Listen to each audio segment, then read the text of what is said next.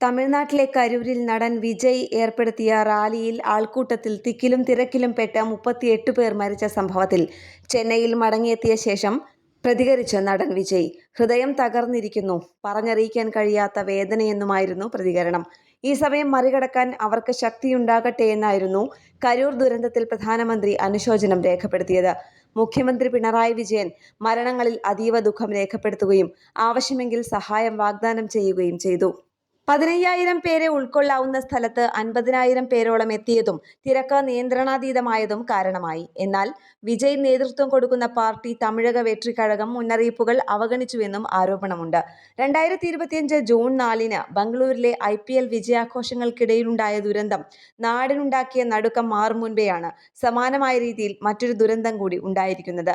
സുരക്ഷയെപ്പോലും വകവയ്ക്കാത്ത അതിരുകടന്ന താരാരാധനയുള്ള ജനക്കൂട്ടവും തിരക്ക് നിയന്ത്രിക്കാനുള്ള ശാസ്ത്രീയ സംവിധാനങ്ങളുണ്ടായിട്ടും അത് നിർവഹിക്കാൻ തയ്യാറാകാത്ത നേതാക്കളും ഇനി എന്നാണ് പഠിക്കുക?